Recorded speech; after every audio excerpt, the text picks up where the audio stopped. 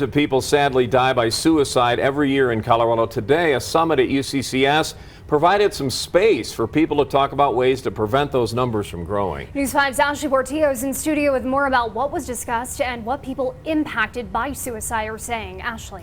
Yeah, so Paso County leads the state of Colorado in the number of people who die by suicide. And today, the Suicide Prevention Summit highlighted work in the community right now to prevent suicide from happening and keeping that conversation going about that topic. The Suicide Prevention Collaborative of El Paso County hosted Friday's conversations. Their goal to reduce suicide by 20% by next year. I am very, very passionate about bringing awareness and also normalizing the conversation and removing the stigma. Annie Durham lost her late husband to suicide in 2008. He got tired of fighting the fight, and so that's the decision he made.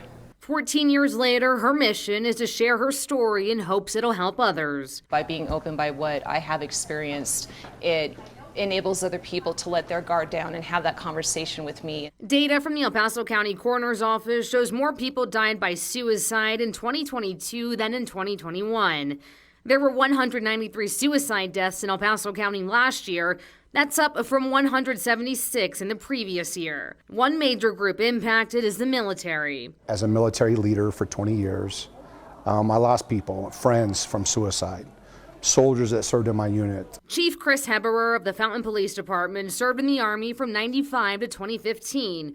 He knows many soldiers and veterans who've asked for help. Like the strongest people I know ask for help, and it's okay. But he says more work needs to be done to have those conversations about mental health, especially in the first responder community. You know, specifically my experience as a male, as a military leader, as a police officer and a first responder leader, there's still a lot of stigma out there. Right? There's a lot of stigma for males to get help. Community leaders, public health professionals, veterans, and suicide survivors were all at the summit. Their hope is that people get the help they need and the conversation continues. People are a lot more willing to talk to me about it than they used to be. And so it's a necessary change. I'm extremely grateful for it, and I'm just looking forward to the forward momentum.